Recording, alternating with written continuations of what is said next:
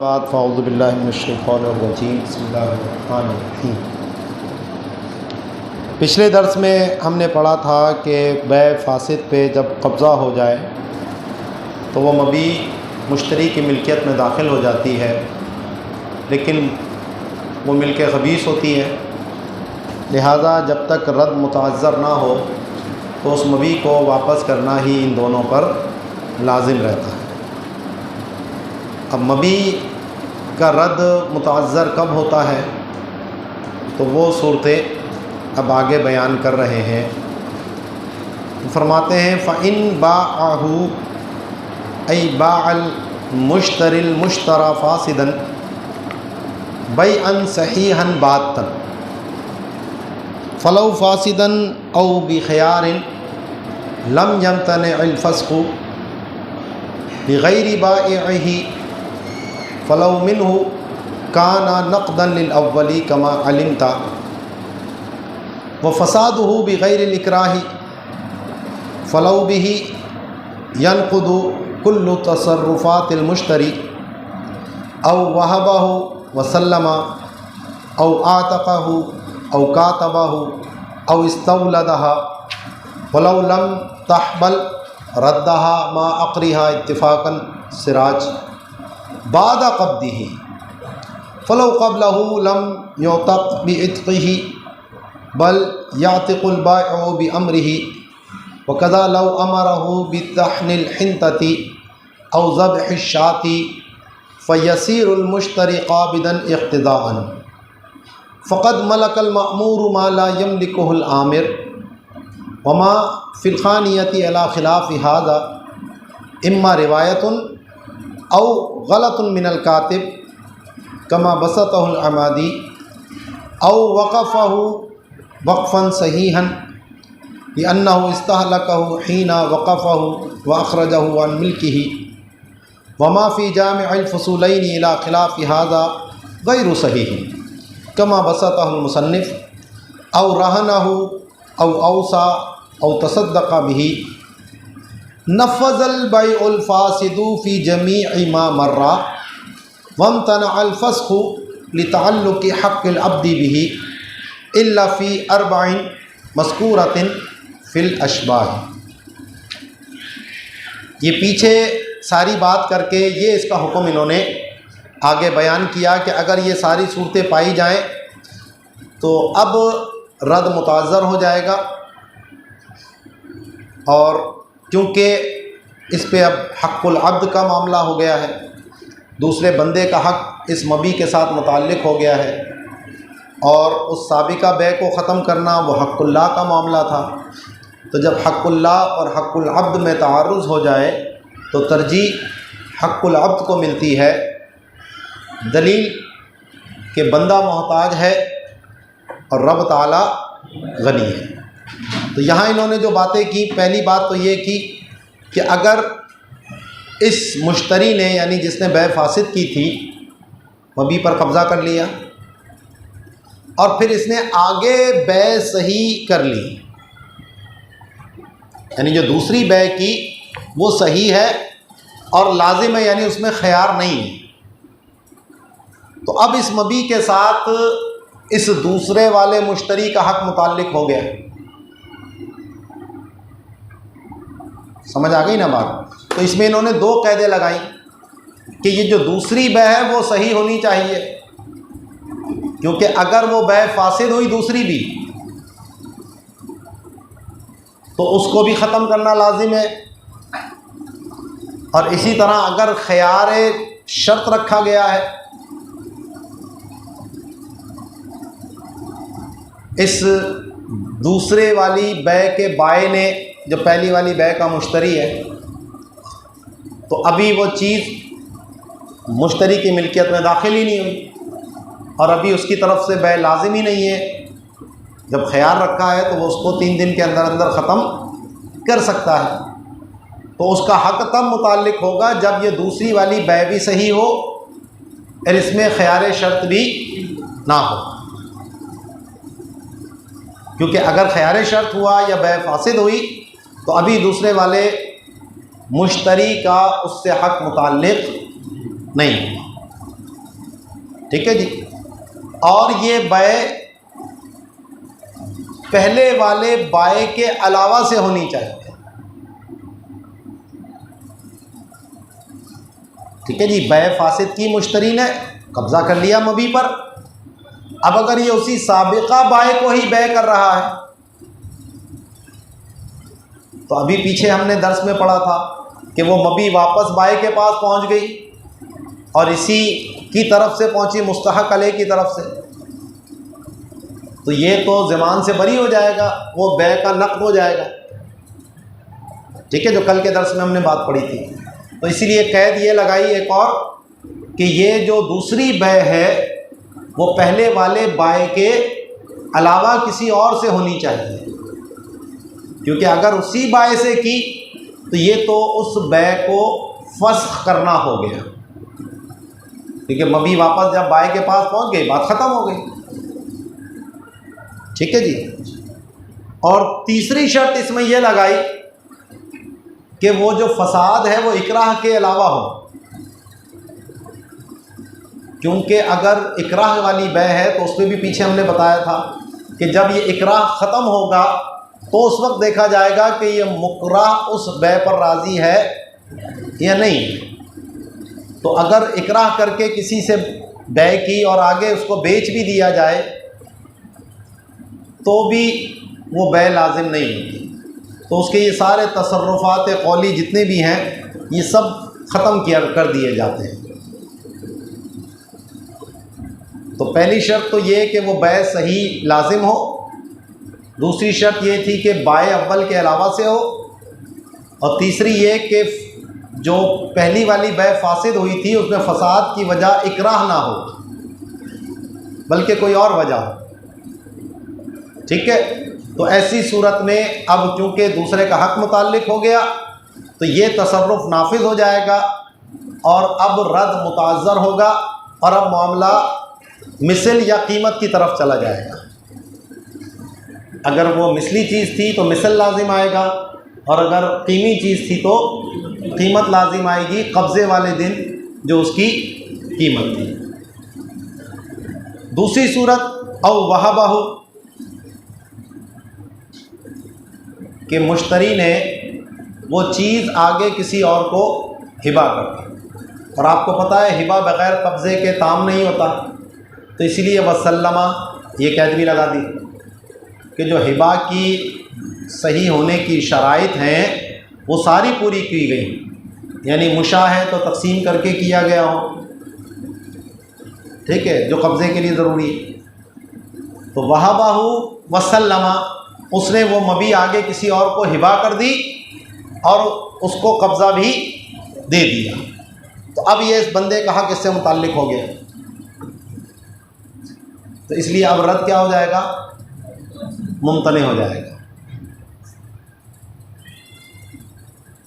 औ आतक़हु, या ग़ुलाम था, मुश्तरी साहब ने उस पर कब्ज़ा किया और उसको आज़ाद कर दिया, तो अब जब आज़ाद हो गया तो अपनी इंतहा को पहुंच गई मिल्कियत, अब वापसी रिटर्न होने का कोई मामला नहीं हो सकता। औकातबहु, इसी तरह अगर अक़्द किताबत कर दी तो इससे ग़ुलाम का हक़ उसके साथ मुताल्लिक़ हो गया। औ इस्तौलदहा, या उसको उम्मे वलद बना लिया तो भी अब उसकी ग़ुलामी मुतहक्क़क़ हो गई उस लौंडिया की, तो अब उसको भी वापस रद्द नहीं किया जा सकता। अच्छा, अभी सिर्फ वती की लौंडिया से उम्मे वलद बनाने के इरादे से, लेकिन उसको हमल नहीं हुआ अभी, क्योंकि हमला हो गई तो भी उम्मे वलद के हुक्म में आ जाती है, तो अभी वती करने से रद्द मुमतने नहीं होता,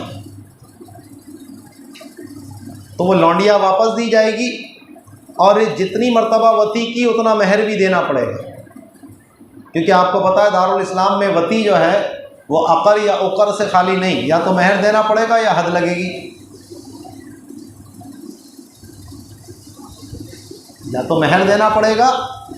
तो अब लौंडिया तो वापस जा रही है, मुश्तरी साहब ने वती भी कर ली थी, तो अब इसका महर देंगे वापस उसे, तो इसलिए फरमाते हैं वलौ लम तहबल, अगर इसने मुश्तरी ने वती तो की लेकिन उससे वो हमला नहीं हुई तो रद्दहा, तो इस लौंडिया को वापस लौटाएगा बाई के पास, माँ अक़रिहा, जो उसने वती की है उसका मेहर के साथ इत्तिफाकन। सिराजुल वहाज में ने ये बात कही। महर मिसल होगा ना यार, जाहिर सी बात है, आपका महर थोड़ी लगाएंगे। बादा कब्दिही, इस बादा कब्दिही का ताल्लुक़ इन तमाम मसाइल के साथ है, क्योंकि ये जो तसर्रुफ़ात दुरुस्त हो रहे हैं वो कब्ज़े के बाद ही हो रहे हैं, कब्ज़े से पहले तो दुरुस्त ही नहीं होते। तो फ़लौ क़ब्लहू, तो अगर कब्ज़े से पहले मुश्तरी ने उसको आज़ाद कर दिया, तो पीछे मसला हमने पढ़ लिया है, तो अभी वो ग़ुलाम आज़ाद नहीं होगा, क्योंकि मिल्कियत ही नहीं आई थी, बै फासिद है, और बै फासिद में जब तक कब्ज़ा ना हो उस वक्त तक मिल्कियत होती ही नहीं। जब मिल्कियत ही नहीं है तो फिर आज़ाद कैसे कर सकता है ये? तो इसलिए फरमाते हैं फ़लौ क़ब्लहू लम युतक़ बिइत्क़िही, तो अगर कब्ज़े से पहले मुश्तरी ने उसको आज़ाद किया तो वो उसके आज़ाद करने से आज़ाद नहीं होगा। हाँ, बल यातिकुल बाइउ बिअम्रिही, अगर मुश्तरी ने बाय को ये कहा कि तुम ये ग़ुलाम मेरी तरफ से आज़ाद कर दो, और बाय ने आज़ाद कर दिया, तो अब ये ग़ुलाम आज़ाद हो जाएगा, क्योंकि जब उसने बाय को ये कहा तुम ये मेरी तरफ से आज़ाद कर दो, तो गोया उसने उससे कब्ज़ा तलब किया, और बाय ने उसकी तरफ से जब आज़ाद किया तो यहाँ इक़्तिज़ाअन पहले कब्ज़ा पाया जाएगा और फिर आज़ादी पाई जाएगी। तो हुक्मन यहाँ मुश्तरी का कब्ज़ा हो गया। तो जब मुश्तरी का कब्ज़ा हो गया, मिल्कियत में आ गई, और बाय ने उसकी तरफ से वकील बनकर उसको आज़ाद किया, तो ग़ुलाम आज़ाद हो जाएगा।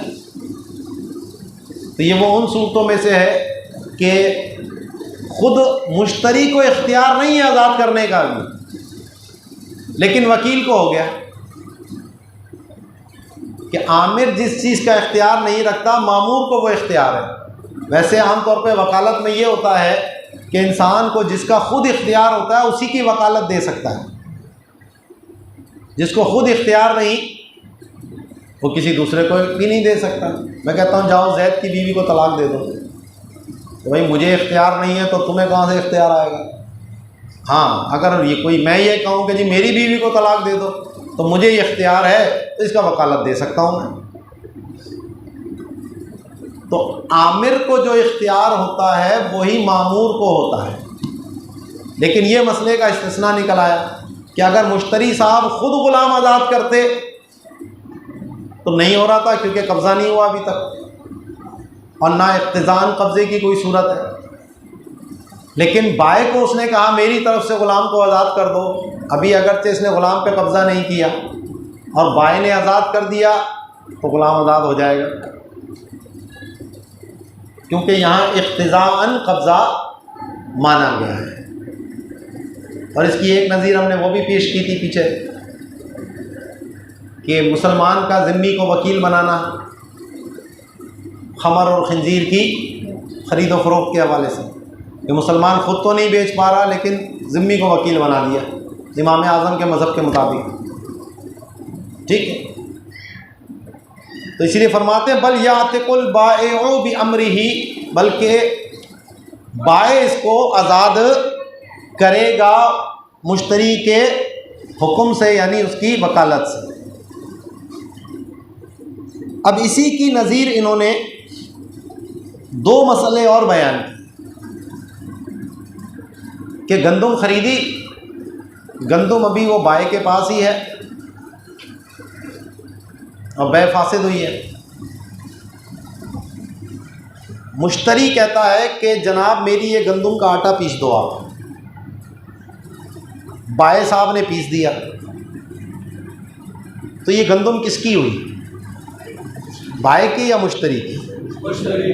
तो अगर कब्ज़ा साबिक़ा माना गया तो मुश्तरी की हुई, और अगर कब्ज़ा साबिक़ा नहीं मानते तो बाय की हुई। तो यहाँ पर भी मातिन ने, अल्लामा हस्कफ़ी ने इसको इसी आज़ादी वाले मसले के साथ ही मुल्हिक किया है कि मुश्तरी ने बाय को कहा मेरी गंदम का आटा पीस दो, अभी कब्ज़ा नहीं किया उसने आटा पीस डाला, तो यहाँ पर भी पहले कब्ज़ा मुतहक्कक माना जाएगा इक़्तिज़ाअन, और फिर ये आटा पीसना पाया जाएगा। तो ये मुश्तरी के कहने पर उसने ये तसर्रुफ़ किया। ऐसे ही बकरी का सौदा हुआ, बै फासिद हुई, अभी मुश्तरी ने बकरी पर कब्ज़ा नहीं किया और बाय को कहता है जनाब मेरी तरफ से आप ये बकरी ज़बह कर दें। बाय ने लेकर छुरी चला दी उसके ऊपर। तो किसकी बकरी पे छुरी चलाई, अपनी या मुश्तरी की? तो अगर कब्ज़ा मुतहक्कक हो गया है तो मुश्तरी की। तो यहाँ पर भी वही सूरत है कि इक़्तिज़ाअन पहले कब्ज़ा माना जाएगा, ये बकरी मुश्तरी की मिल्कियत में चली गई, और अब जो ये छुरी फेरी है ये मुश्तरी की मिल्कियत पर फेरी है। तो फरमाते हैं कि वक़ज़ा लव अमरहू बितहलिल हिंतती, इसी तरह अगर उसने उसको हुक्म दिया, यानी मुश्तरी ने बाय को गंदम के पीसने का, औ ज़ब्हि शाती, या बकरी के ज़बह करने का, फ़यसीरुल मुश्तरी क़ाबिदन इक़्तिज़ाअन, तो इन सूरतों में मुश्तरी इक़्तिज़ाअन क़ाबिज़ हो जाएगा। ठीक है जी। इक़्तिज़ा आपको मालूम है कि तस्हीह कलाम के लिए इसका महज़ूफ़ मानना ये ज़रूरी होता है। जैसे आपने उसूल फ़िक़्ह में मिसाल पढ़ी थी आतिक अब्दा का अन्नी बि अल्फ़िन वाली, तो वह इक़्तिज़ाउन नस होती है। तो फरमाते हैं फ़क़द मलकल मामूर माला यमलिकुहुल आमिर, तो जनाब अली वकील को वो इख्तियार है जो ख़ुद मौक्किल साहब को इख्तियार नहीं है, मामूर को वो इख्तियार है जो ख़ुद आमिर को नहीं है। क्योंकि अगर मुश्तरी अभी ज़बह करे तो ये तसर्रुफ़ उसके लिए जायज़ तो नहीं था, ठीक है ना, लेकिन वहाँ हो गया। तो अल्लामा शामी ने नीचे बहस ये की है कि इस सूरत में ये जो बाय ने ये हरकत की, यानी ग़ुलाम आज़ाद करना, गंदम को पीसना या बकरी को ज़बह करना, तो इस सूरत में भी गुनाहगार तो वो होगा, क्योंकि शरीयत ने इस बै को ख़त्म करने का हुक्म दिया है और इसके इस अमल की वजह से वो बै रद्द नहीं हो पा रही, गुनाह का करार पकड़ लिया, अब वो सिर्फ तौबा से ही साकित होगा। तो इस वजह से गुनाहगार होने में तो दोनों बराबर हैं, मुश्तरी भी और बाय भी, लेकिन ये कि वो तसर्रुफ़ नाफिज हो जाएगा, इस एतबार से यहाँ ये फ़र्क आया। तो वमा फ़िल ख़ानियती अला ख़िलाफ़ी हाज़ा, तो फरमाते हैं जो ख़ानिया में इसके बरख़िलाफ़ है कि जिसमें उन्होंने आज़ादी को बाय की तरफ से करार दिया कि ग़ुलाम बाय की तरफ से आज़ाद हुआ, इसी तरह गंदम उन्होंने बाय की करार दी, बकरी उन्होंने बाय की करार दी, हालांकि वो मुश्तरी की है। तो इम्मा रिवायतुन, या तो ये एक और कोई रिवायत है फ़िक़्ह हनफ़ी की जिसके मुताबिक काजी ख़ान ने ये बात कही, औ गलतुम मिनल कातिब, या फिर मुश्तरी की जगह पर वहाँ बाय लिख दिया गया। असल तो वो मुश्तरी की मिल्कियत में आई, लेकिन कातिब साहब ने उसको गलती से बाय लिख दिया कि ये बाय की तरफ से आज़ाद हुआ ग़ुलाम, ये बाय की मिल्कियत में गई गंदम। कमा बसतहुल अमादी, जैसा कि अल्लामा इमादी ने इसको तफसील से बयान किया और जामिउल फुसूलैन में भी उन्होंने इसको बरकरार रखा। ठीक है जी। तो तीन सूरतें हो गई। पहली सूरत बै करने की थी, दूसरी सूरत हिबा करने की थी, तीसरी सूरत ये ग़ुलाम आज़ाद करना और इसके साथ जो मुल्हिक हैं उम्मे वलद बनाना, मुकातब बनाना वगैरह। चौथी सूरत ये है कि वो कोई ज़मीन थी या कोई ऐसी मनक़ूली चीज़ थी जिस पे वक्फ़ का उर्फ़ है, और बै फासिद करने के बाद उसने उसको वक्फ़ सही कर दिया। तो जब वक्फ़ सही हो गया तो आपको मालूम है कि वाकिफ़ की मिल्कियत से वो चीज़ निकल जाती है और अल्लाह की मिल्कियत में चली जाती। तो अब वो इसका मालिक ही नहीं है तो रद्द कैसे करेगा, और वक्फ़ वापस मिल्कियत में आ नहीं सकता। यहाँ अब दोनों चीज़ें हक़ुल्लाह हो गए। इस बै को ख़त्म करना ये भी हक़ुल्लाह था, और वक्फ़ का मामला क्योंकि अब ये इसकी मिल्कियत से निकलकर अल्लाह की मिल्कियत में चली गई तो ये भी हक़ुल्लाह का ही मामला है। समझ आ गई ना बात? तो इसलिए जो है अब यहाँ पर रद्द मुतअज़्ज़र हो चुका है। अच्छा, जामिउल फ़ुसूलैन में उन्होंने ये कहा कि अगर किसी ने ज़मीन ली और उसको मस्जिद बनाया तो वो अभी रद्द मुतअज़्ज़र नहीं होगा जब तक कि वो उस पर तामीरात ना कर ले। तो उन्होंने तामीरात को वजह ताज़्ज़ुर बताया कि रद्द मुतअज़्ज़र जब होगा जब तामीरात कर ले, तो ये दुरुस्त नहीं है। असल चीज़ वक्फ़ होना या ना होना है, उसका तामीरात से कोई ताल्लुक़ नहीं है। इंशाअल्लाह किताबुल वक्फ़ में तफसील के साथ ये अहकाम सारे हम अगले साल पढ़ेंगे, तो जिसमें ये वक्फ़ की पूरी बहस आपके सामने आएगी। तो फरमाते औ वक़फ़हु वक़फ़न सहीहन, या उसने उस मबी को कब्ज़ा करने के बाद, क्योंकि कब्ज़ा ज़रूरी है, इसीलिए वो जो बादा क़ब्ज़िही की कैद इन तमाम के बाद आनी चाहिए थी। तो कब्ज़े के बाद उसने उसको क्या करा, सही वक्फ़ कर दिया।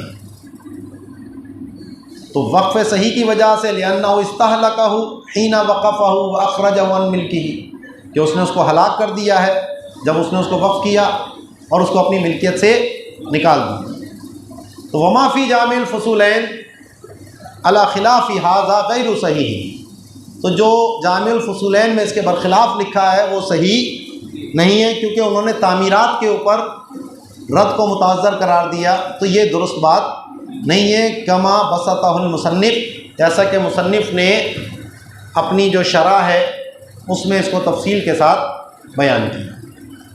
और रहना हो, या मबी पर कब्ज़ा करने के बाद मुश्तरी ने वो आगे रहन रखवा दी किसी के पास और कब्ज़ा भी दे दिया, क्योंकि रहन भी कब्ज़े के बग़ैर ताम नहीं होता। तो अब ज़ाहिर है कि जिसके पास वो रहन रखवाया है तो अब उसका हक़ इसके साथ मुताल्लिक़ हो गया है, तो अब भी रद्द मुतअज़्ज़र हो चुका है। औसा, या इसने वसीयत की उस मुश्तरी की कि मेरे मरने के बाद ये फ़लाँ को दे देना, और मर भी गया, तो अब ये जिसके लिए वसीयत की उसकी मिल्कियत में चली गई। तो अब वो वरसा रद्द नहीं कर सकते, क्योंकि आगे आ रहा है कि वरसा पे भी रद्द लाजिम होता है। तो यहाँ इंतकाल ज़रूरी है, क्योंकि अगर सिर्फ वसीयत की है, ज़िंदा है अभी, तो अभी वो उसकी मिल्कियत से खारिज नहीं हुई और वसीयत में तब्दीली कर सकता है। वसीयत ऐसा नहीं है कोई यमीन का मामला कि तब्दील ना हो सके। ज़िंदगी में वसीयत की है तो ज़िंदा है, जब तक उस वसीयत को तब्दील कर सकता है। तो वह औसा का यह है कि जब उसने उसको कब्ज़ा भी दे दिया हो, यानी इसका इंतकाल हो गया हो और वो उसकी मिल्कियत में चली गई हो। औ तसद्दक़ा बिही, या उसने वो चीज़ आगे सदका कर दी, और सदक़े के लिए भी कब्ज़ा ज़रूरी है कि महज कहने से सदका लाजिम नहीं आता जब तक कि फ़कीर के कब्ज़े में ना दे दी जाए।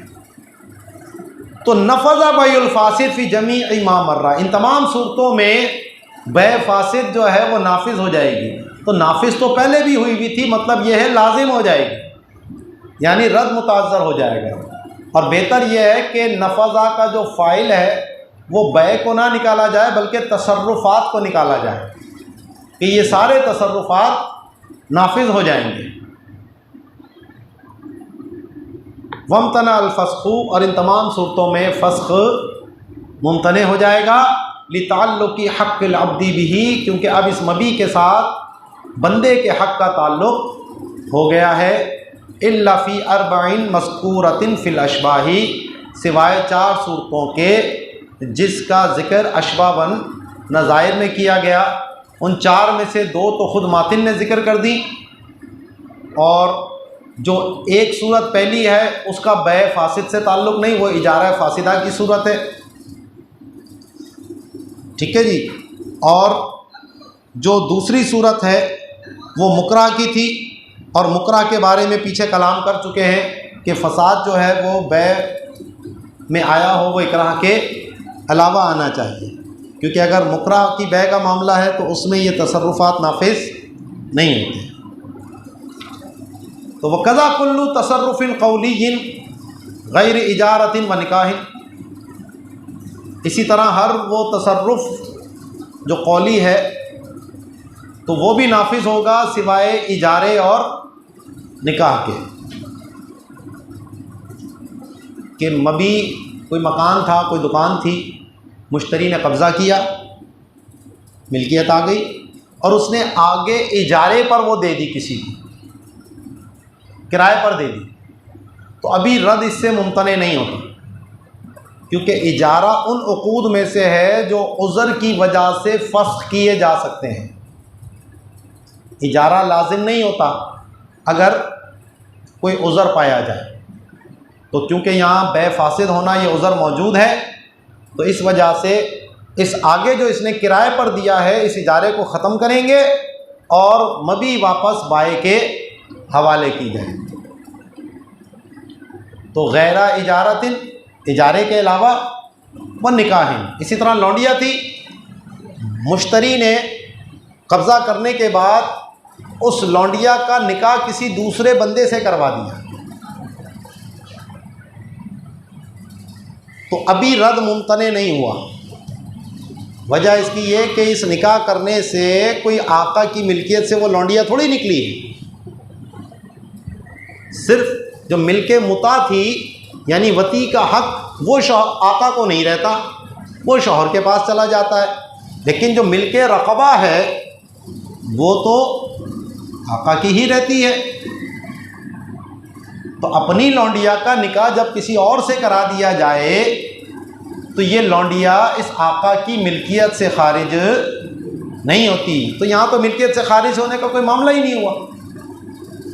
तो इसीलिए फरमाते हैं सिवाय इजारे के और निकाह के। अब सवाल ये हुआ कि चलो भाई मुश्तरी साहब ने लौंडिया वापस बाए को दे दी, तो अब इस मुश्तरी के किए हुए निकाह का क्या हुक्म है? तो फरमाते हैं वह हल यब्तुलु निकाहुल अमाति बिल फस्ख़ी, क्या इस लौंडिया का निकाह बातिल होगा फस्ख़ की वजह से? मुश्तरी ने जब वापस बाए के पास वो लौंडिया भेज दी, तो अल मुख्तार नाम,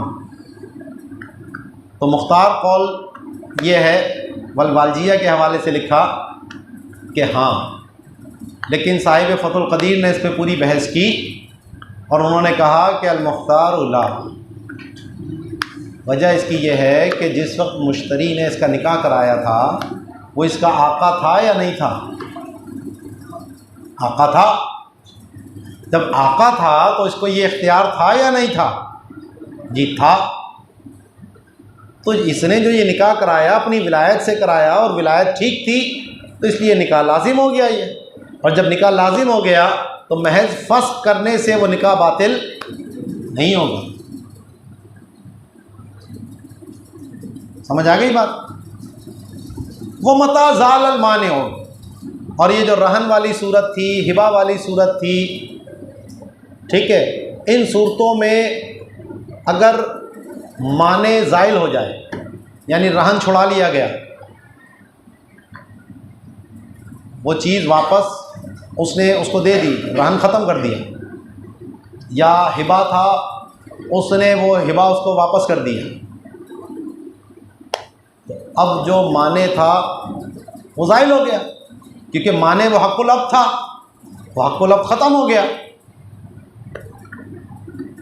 का रुजूई हिबातिन व इज़्ज़ी मुकातबिन व फ़क्की रहनिन, जैसा कि हिबा में रुजू कर लेना या ग़ुलाम मुकातब का मामला था, उसने अपने आप को आजिज़ करार दे दिया कि मैं अक़्द मुकातबा ख़त्म करता हूँ, या रहन छुड़ा लिया गया, तो आदा हक़्क़ुल फ़स्ख़ी लौ क़ब्ल अल क़दा बिलक़ीमती ला बादा। तो फरमाते हैं ऐसी सूरत में अगर काजी के पास मुकदमा अभी नहीं गया और काजी ने कीमत के लाजिम होने का फ़ैसला नहीं किया है तो फिर तो रद्द वापस लौट के आ जाएगा। लेकिन अगर काजी के पास मामला चला गया और काजी ने कीमत के लाजिम होने का फ़ैसला दे दिया तो अब ऐसी सूरत में जब मामला कीमत की तरफ चला गया तो अब ये उस माने के ज़ाइल होने से भी मामला वापस पलट कर नहीं आएगा। ठीक है, तो वह आदा हक़्क़ुल फ़स्ख़ी, तो इस सूरत में फ़स्ख़ का हक़ लौट आएगा लौ क़ब्ल अल क़दाई बिल क़ीमती, अगर कीमत का फ़ैसला देने से पहले हो, ला बादहू, हाँ अगर फ़ैसला दिया जा चुका है तो फिर फ़स्ख़ का हक़ लौट कर नहीं आएगा। वला यब्तुलु हक़्क़ुल फ़स्ख़ी बिमौति अहदिहिमा, अच्छा बाई या मुश्तरी के मरने से हक़ के फ़स्ख़ ख़त्म नहीं होता। ठीक है जी, तो फ़स्ख़ का हक़ बातिल नहीं होता इन दोनों में से बाई या मुश्तरी के मरने से। फ़यख़्लिफ़ुहुल वारिस, तो जो इनका वारिस होगा वो उसके कायम मुकाम हो जाएगा। मुश्तरी मर गया है तो उसका जो वारिस होगा उस पर लाजिम है कि अब ये मबी वापस करे। समझ आ गई बात? तो मौत से भी यहाँ फ़र्क नहीं पड़ता, बिही युफ्ता, इसी पर फतवा है। अब आगे थोड़ा सा इसमें एक लंबी बहस है कि जिस तरह बाय को यह हक़ हासिल था कि जब तक समन वसूल ना करे मबी मुश्तरी को हवाले नहीं करेगा, अब यहाँ मामला उल्टा हो गया। अब मुश्तरी के कब्ज़े में मबी है, समन बाय के कब्ज़े में है, तो अब क्या मुश्तरी को ये मबी रोक कर रखने का हक़ है कि भैया पहले पैसे दो मेरे फिर ये अपनी मबी लो? इसके ऊपर गुफ्तगू इंशाअल्लाह तफसील के साथ कल करेंगे।